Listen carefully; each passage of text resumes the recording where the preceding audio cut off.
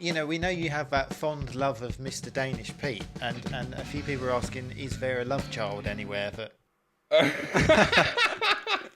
I don't even know what to say to that. Our focus is on the guitar because we're such nerds. Yeah. Like, it's Josh Scott's clone. Oh, this is Chris's clone. Who would you say flexes more, pedal porn or JHS?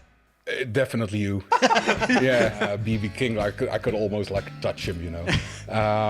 I'm trying not to give them a platform too much. He's what got me into fuzz. How many fuzz pedals do you actually have? I have like a big drawer full of fuzz pedals, and I've recently started putting the smaller ones on their side, so I can. That's when you know you've got a problem then. Yeah. What he could have spent on, instead of buying that Strat, he could have actually got his teeth fixed, so he looked half human or something like that. And I was thinking, I was like, this is crazy. One of the big things is just to keep going. You're not tuning yourself on that clone. Fucking clone, always with the fucking clone. Jesus Christ. Hey, okay, I think we're rolling. I think we're ready. Hey! We're rolling. Right, so I'll go for it then, shall I? Yeah, we've got a dodgy little intro planned for you, mate, so... I wouldn't say planned. Yeah, It's kind yeah. of just So, hello everybody. Welcome back Hello. to the third Pedal Porn podcast, and we have with us the awesome Sasha Ivantic. Hopefully you've checked out some of his amazing gear reviews, because he's a legendary dude, known throughout the industry, top guy, and a good laugh as well. We have a great time chatting. Yeah, thank you for joining us, mate. Awesome stuff. To start this off, we got a viewer question, so I feel like that's always a good way to start. Honey Picks on Instagram, he was asking, you know, what actually is your backstory? Because not a lot of people know. I don't know if you're consciously like private about like, you know, how you got into guitar and stuff, but we didn't actually know actually. So it's probably a good. Where do you want me to start? When you were born, you know, Yeah. when you like basically first. So what got you into I guitar? came out. Hello, everybody. Well, I was actually, my head was too big, so I got pulled out with one of like those suction cups. So I had this pointy head for like the first 3 months of my life. Yeah, This podcast is going exactly how I expected. Like. Yeah. How did you actually get into sort of learning guitar? Because you are an incredible guitarist. Like your phrasing in particular, I always look at your phrasing and I'm like, I really love that. Really good. Yeah. Thanks, man. Well, that means a lot. Well, I grew up with my dad's record collection. It was a lot of Eric Clapton and BB King. Yeah. The guitar was always like present when I was not physically, but guitarists were present. My dad said, "Well, I have some tickets for BB King." He said, "We're sitting somewhere in the back," and turns out we were sitting right up front, Nice. dead center. Yeah. BB King, I could almost like touch him, you know. I was 11 years old, so he saw this young kid sit in the audience, and he was like raising his glass every time Wow. he ended a song and looking at me. And then after the gig, he called me forward, like, "Come here, little boy," and he had this Lucille pin on his lapel, and he took it off and gave it to me, and then I was like, "Oh my god, That's I gotta crazy. play guitar." Yeah, Oh man. That's what I remember. The one moment that made me realize, well, I really want to play guitar. And then it took me another 2 years to actually start. That's amazing. That's a pretty damn good story, dude. Not to derail your train of thought, but I saw BB King at around the same age. All right, boasting. Yeah, because Gary Moore was supporting BB King, and this is not to be this is not to be disparaging against BB King at all, but he was in the later end of his career, and he didn't really play much guitar. He was just almost telling stories the whole night, which was equally as good, but it wasn't what you expect from, you know, like the live at the Regal stuff. You know? How old are you now? Well, how long was this ago? You're about 12 now. About 15 years ago. Yeah. Well, I remember a friend of mine, he went to the States and he saw him play at BB King's Blues Club somewhere, I don't know where. From your story, I think that was in the same period. Right. And he also said it was almost like Santa Claus was sitting on stage asking kids from the audience to come sit on his lap, and he told stories and then played a few notes and played one very long note, and then he told another story. And but he was incredibly old. Like in his 80s, he was still on stage. So yes, those guys are, their whole life, their calling is just to literally play until they die. It's like this, they're ingrained into them, isn't it? And it's sort of admirable. You know, a lot of guys don't ever find that true passion that they're willing to do until the day that they die. So, So what was your first guitar that you got then? a Sun Mustang. Oh, okay. It's by Fender as well. It was black Strat with a black fretboard. It was terrible. It was a terrible guitar.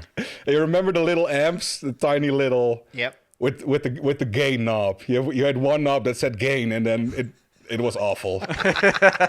Would you class yourself nowadays as a Fender man? Well, I don't play a lot of Fender guitars anymore.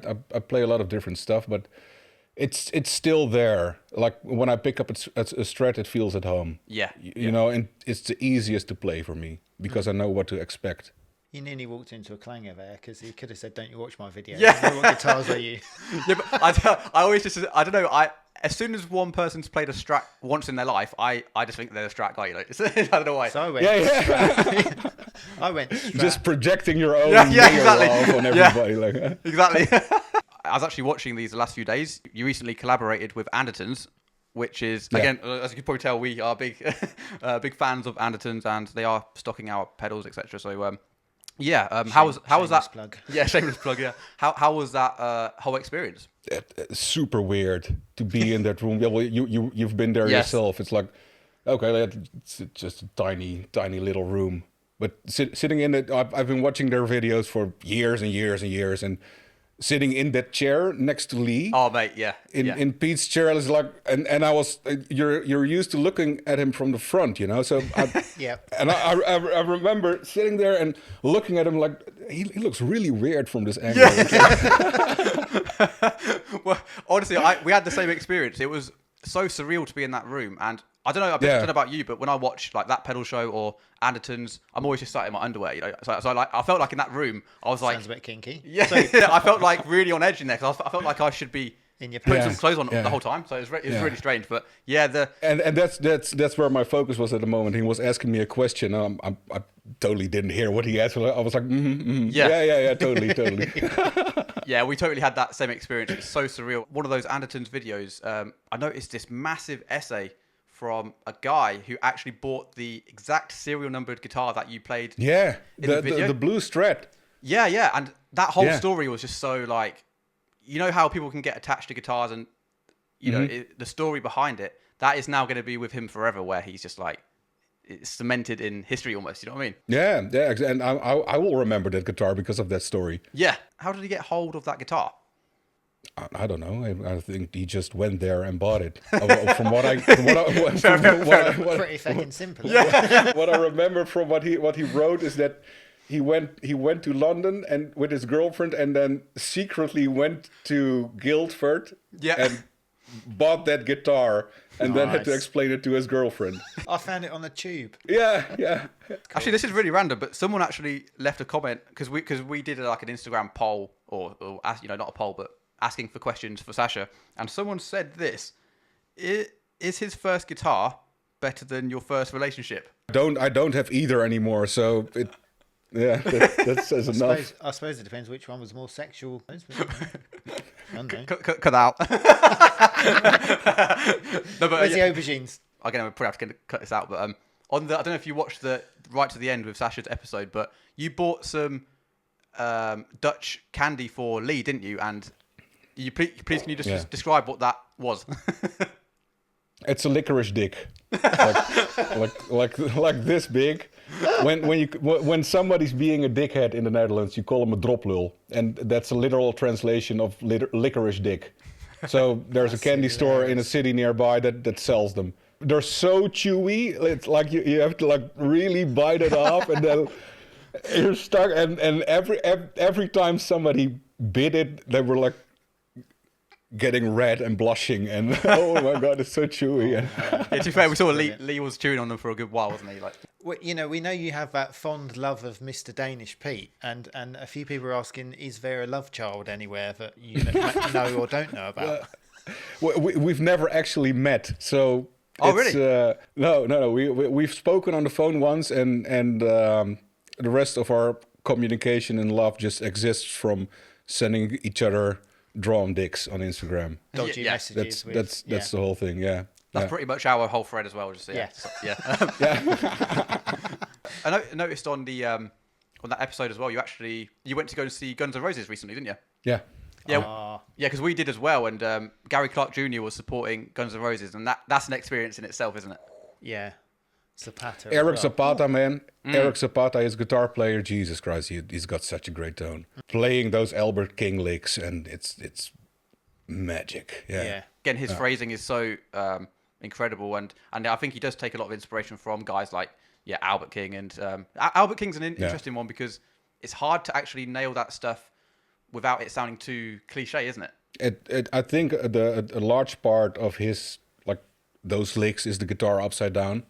I think Doyle Bramhall nails those licks like perfectly, but there's something in the difference when you're if the the high E is up there and you got to pull it down. It sounds different than when you're bending it up, and I don't know what it is, but I think it makes a difference. I was going to say, is Doyle Bramhall one of your biggest? Yeah, and he's what got me into Fuzz. Welcome album of his. That was an amazing tone, and then I got totally hooked on Fuzz pedals. Yeah, it's like I hear you going down the zonk route quite a lot.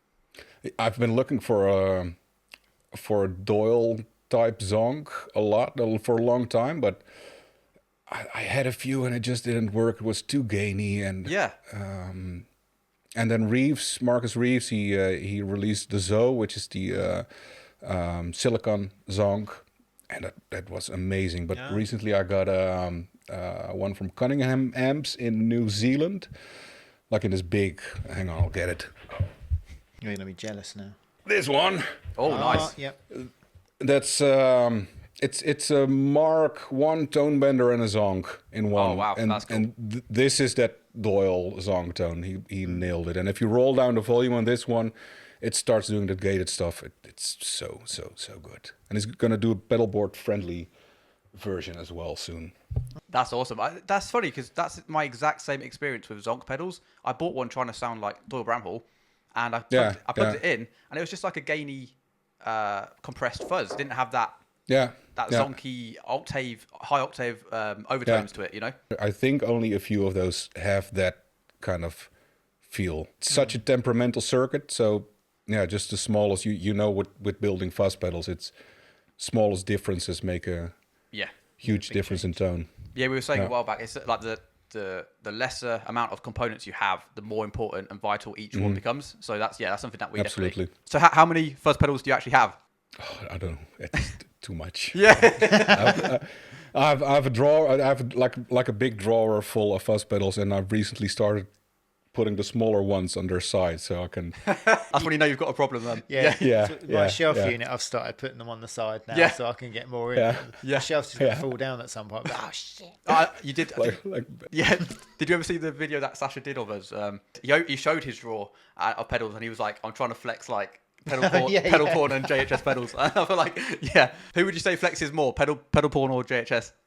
Definitely you, He's more subtle with it, though. With all the tube screamers, and I mean, Josh has got like 6 clans or something, but he doesn't show them on a daily basis. So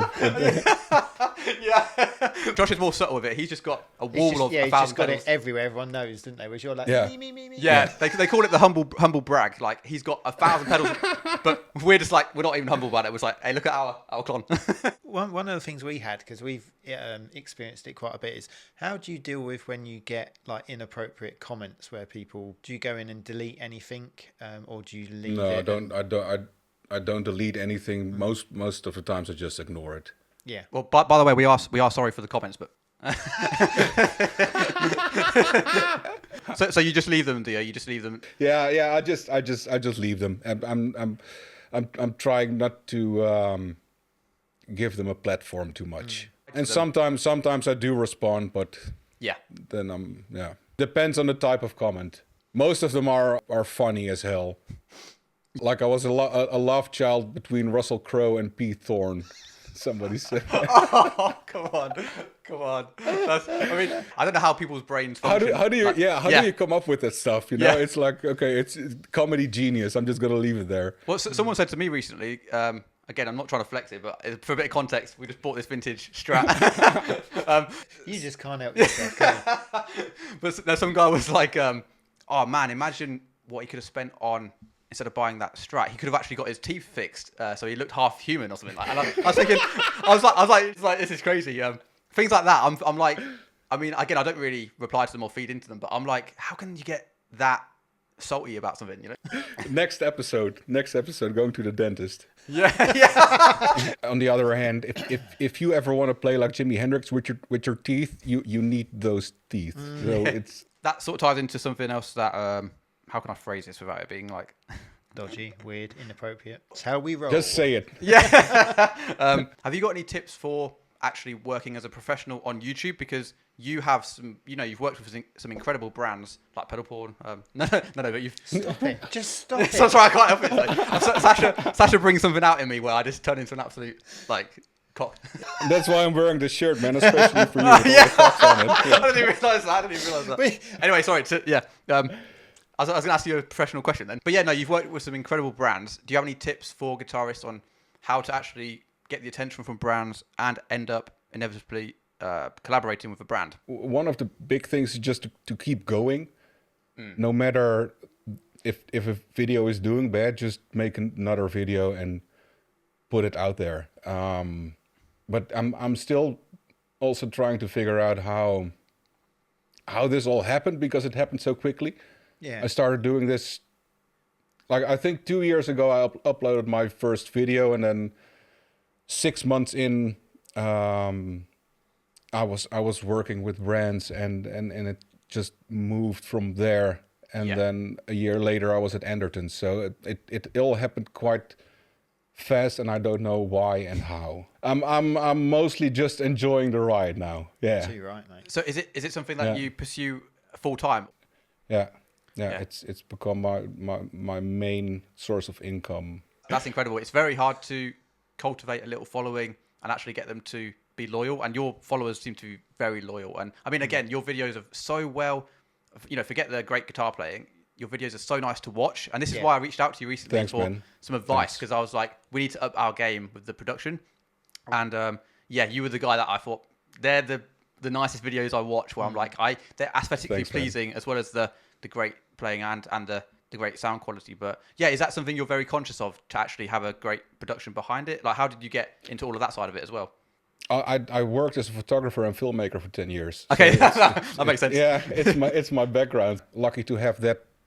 I've started with that knowledge, and that made production a lot easier. I didn't have to learn anything there. And I studied at the conservatory in Rotterdam, and then I got into guitar teaching, because as a working musician, it's really hard to get a good income. And I got bored of it pretty quickly, mostly because I was a bad teacher, and I always wanted to make photos and stuff. So I bought a camera and started doing that, and that's been my job for 10 years. Wow. And then I got into working for Max Guitar in The Hague, shooting videos. And that's where all the YouTube fun started. Okay, so I was going to say you used to work at Max Guitar Store, wasn't it? And then, get you. Well, I still shoot videos for them, but it's mostly my own YouTube thing now. Yeah. So what is your end goal for the channel, if you have one? Is it to be the biggest YouTuber in the world, or is it to simply Absolutely put out... not. No. I'm just here to have fun and connect with people, and it's such a wonderful, loving community. That's something that we've noticed on Instagram. There's such a massive culture behind this whole community, and you seem to be, one of those names that keeps cropping up all the time. And you've very much, you're known by so many people that we are also associated with. Yeah, on those two platforms, definitely. On Facebook, it's not so much. Yeah, it's different. It's like you're on the gear page, and everybody knows for a fact that something is the best, or it should be done in another way. The experts. Yeah. Yeah, it's funny. You can often identify a person from their strap before you can their face, Like if I see I don't know, Chris Buck's guitar or Matthew Scott's guitar, I'm like, that's them. But if you see them in a crowd of people, you wouldn't necessarily know who they are. Our focus is on the guitar because we're such nerds. Yeah. It's Josh Scott's clone. Oh, this is Chris's clone. Because it's got this little dent there. Yes, yeah, that's right. Yeah, that's part of the whole thing for me about vintage guitars. They have such a unique identity that you end up really associating someone with that guitar. Like anyone that we would talk about, like Stevie Ray Vaughan or... How is it to own such a Strat? like the one you've recently bought? Oh, don't get him off on that already. I'm sick of hearing about it. Yeah, I'm glad you asked. I just want to hear it. I've not even played it. Yeah. He won't let me. Yeah. To be fair, Paul, you know, as he always does, rocked up 10 hours late. So if he came, I was 10 minutes before time actually. Yeah, but no, we'll play about. I'm interested to see your opinion on it later because for me, That. yeah, for me, it's very much. It was something that I didn't think I'd actually get the enjoyment from playing it and the sound from it. It was more for me the end of a journey from my childhood where I thought I need to complete this thing where I buy a Strat because I always wanted it since I was 10. So it was almost like a milestone in my life. But when I've been playing it, there's something about the feeling of it and the sound that really, to me, trumps any other newer guitar I've played. Maybe that's confirmation bias, and I'm just like, I'm trying to make myself feel okay about spending that money. But yeah, what's your take on vintage guitars, Sasha? Is it? It's so hard because sometimes I think it's like a placebo effect because you know you're like playing a 58 Les Paul or a 62 Strat. That makes it kind of like extra special because it's such a special guitar and you have more like of a feeling like you're creating art. But I don't know. In a blind test, if it would hold up against some of my guitars I have at the moment, there is something about a vintage fretboard though that's not easily replicated. They're so smooth and there are little dents in there, and that gives a very very specific feel. But yeah, on the other hand, it's just cool to own a guitar like that. If I'd have the money, I would buy one. Absolutely. Is it worth it? I don't know. But would you buy like a 63 or that sort of really vintage, or go for like a 70s or any other era? No, really vintage, like the 60s stuff. Do you want like a vintage 63 Strat? I can do you a deal. One of my dreams would be like a 60, 63, 64 ES335. Yeah, those old 335s are pretty amazing. We actually just got a 67 335, and that it's a bit of a dog. It had the whole neck replaced, but we went down to pick it up from Guildford, where it's got a real beautiful feel to it, but it literally had the whole neck chopped off and replaced. So it's a complete Jesus. It's a complete dog, but it sounds awesome actually. Yeah. One of the questions I had, which we'll get to in 2 ticks, this ties into it, was like the dream guitar, the one that got away. And me, my dad and my brother went to Memphis, must have been about 15 years ago, and that's where they were building like the ES range of guitars. So I could have got a 335 there, and I still kick myself for not getting one. Yeah. But I went on the factory tour, saw them being made, didn't buy one like an idiot. I know it's only 15 years ago or whatever, so not like mega vintage, but that was always my, you idiot, you should have got one. Have you got any, dream guitars that the one that got away that you wish you'd snagged when you had the chance? I'm so happy with the guitars I have. I know how to respond, and so it's not like this nagging feeling that I should have got that one. But there is one guitar was a 65 Strat, I think 20 years ago, which was going for like 5,000 euros back then.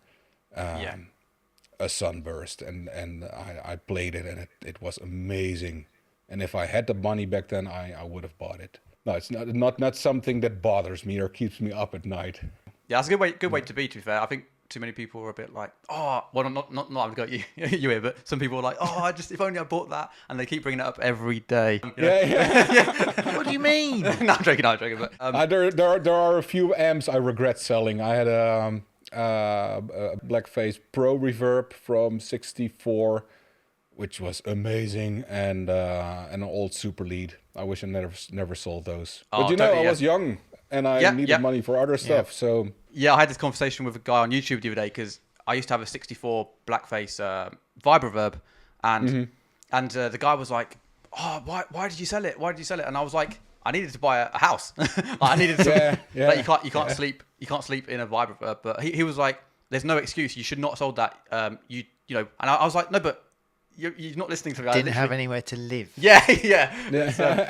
What I was saying to him is this sort of stuff, unless it's a very unique particular item, you can probably buy it back one day anyway, a similar one, and it's not going to make that much difference, Yeah, I think so too. Should we get into some viewers' questions? These are a bit eclectic. I don't know. Do you know a guy called Shred Before Dead? No. Sounds familiar. Ask him if he thinks your tone is bright enough. Winky face. Your tone is bright enough. Okay. It's a thing between me and Buddy Blues. I always say his tone is way too bright and he needs to cut back on the treble. I've seen that actually. Yeah. It's like it's become like this running gag. I'm posting under his videos whenever a new pedal release. I'm like, I didn't know this pedal could sound so bright. Yeah. We have some of those jokes with people where, out of context, it sounds like you're just absolutely slating them, but it's not actually that bad. But Maracuso says you're going to get in so much trouble. You're just destroying these names. Yeah, Maracuso. Maybe just read the question. Yeah, sorry, yeah. I feel like we want to name check them though. Thanks for the guys to asking questions, but yeah, sorry I butchered your name. But what is your favourite Fuzz and Univibe pedal? Pedal. It's really hard because they all sound different. Oh, that's a great politician answer. Totally depends on the mood. Generally, I will go for practical reasons. I will go for a silicon fuzz because it doesn't overheat and it's not as temperamental as a germanium fuzz, or a germanium fuzz with military spec transistors because they are like more stable across the whole range of temperatures from 18 degrees to 30 degrees Celsius. I really like the Isle of Tone stuff. I like Dominion. I like OCE pedals. Reeves does a fantastic job. Espresso effects. As for Univibes, yours obviously, the Sebadius and the Gypsy Vibe from Argenziano are my top three. All offer something differently because yours is really deep and throbby, and the Sebadius has like that double throb, and the Argenziano is super dark and mellow, and all depends on the mood. That's awesome. Those military spec transistors, Paul actually sourced loads for us a while back for the CV7003 fuzz that we made. Green one.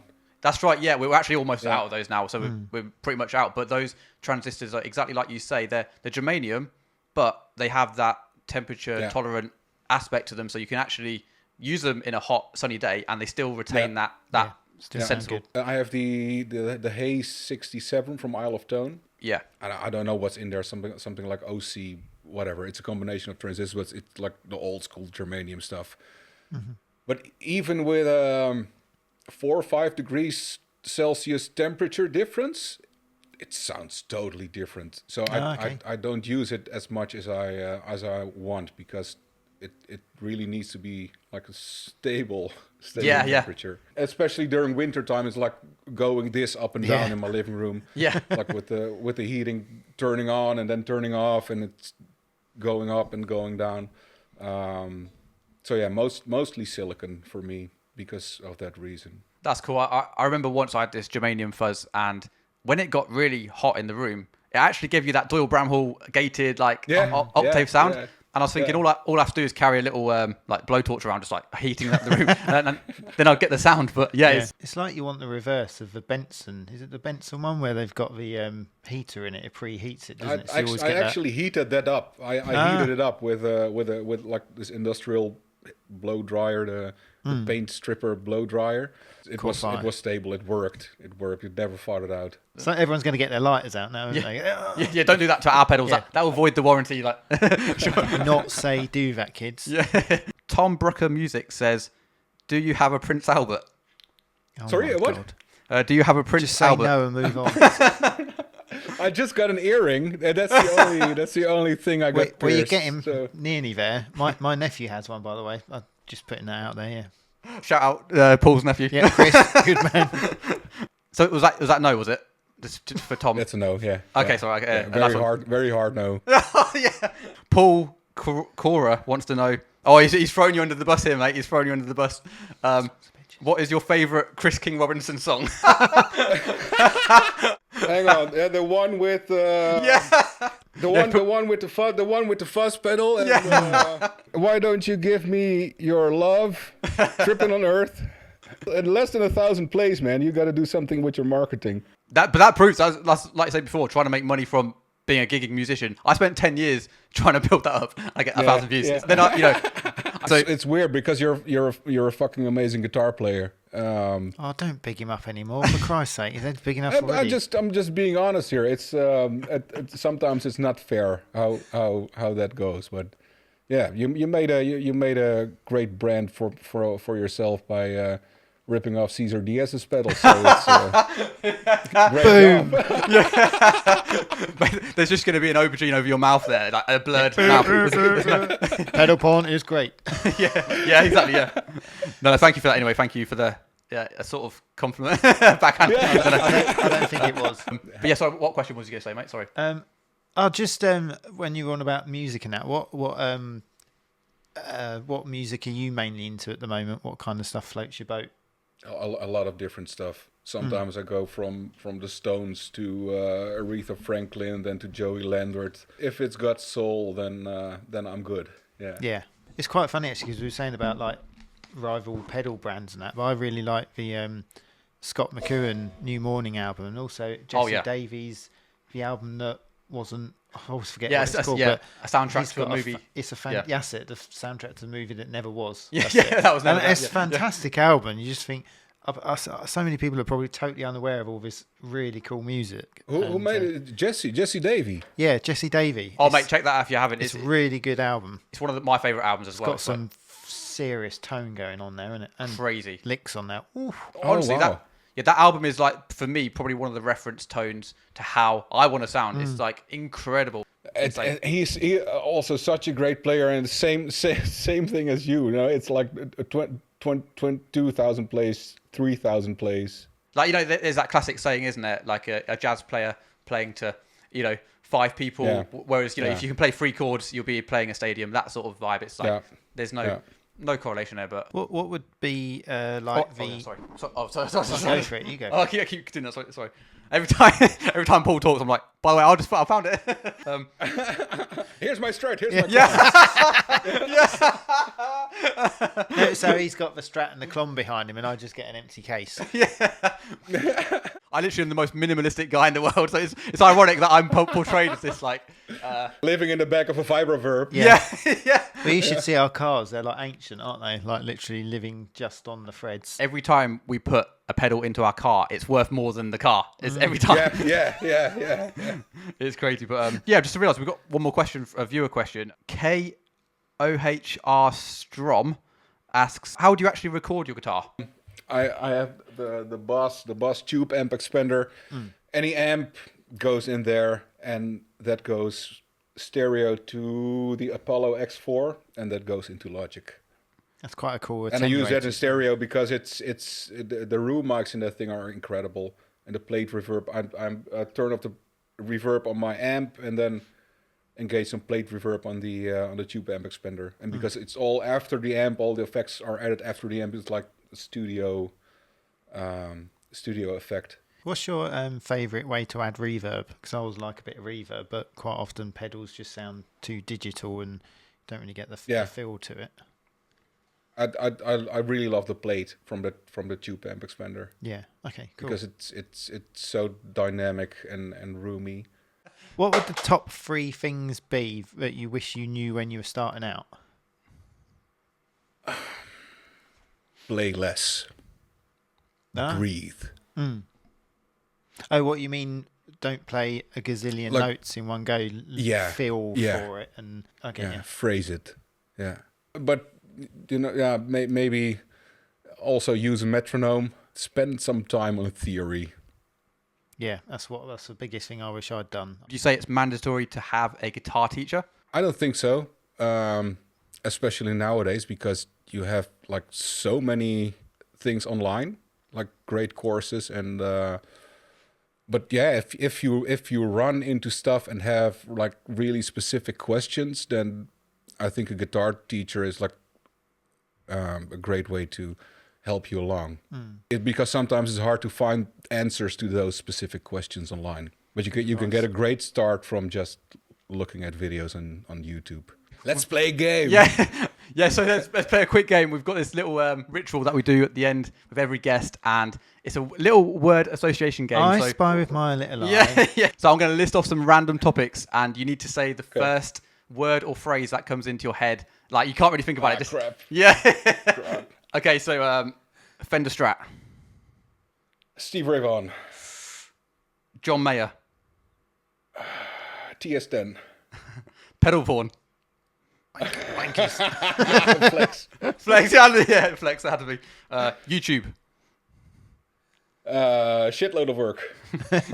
Doyle Bramhall. Fantastic tone. Andertons. Eggplant. Digital pedals. Sometimes. That's good. Yeah. That's a good. That's probably what I'd say. Actually. Vintage guitars. Expensive. Clon. Pedal pawn. Okay. Last one. Sasha Ivantic.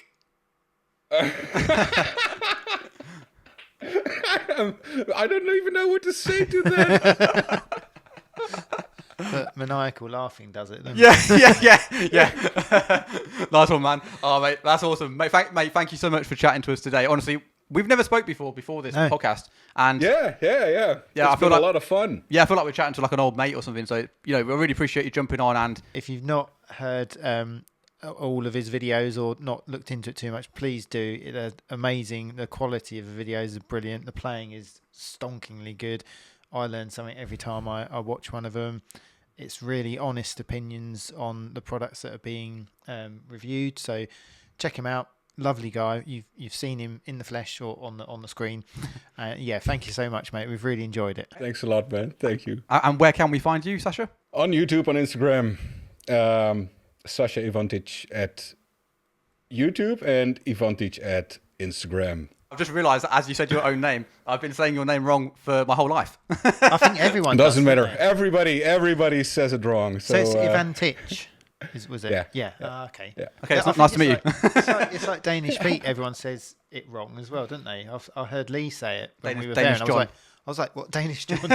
Swedish Fred. Anyway, let's end this. Sasha, thank you so much, mate. Thanks, catch you soon, mate. And it was super fun, and see you guys soon, hopefully. Yeah, catch you soon, mate. Thanks so much. Cheers. Bye-bye. Cheers. See ya. I'm just gonna hang up now, okay? Later.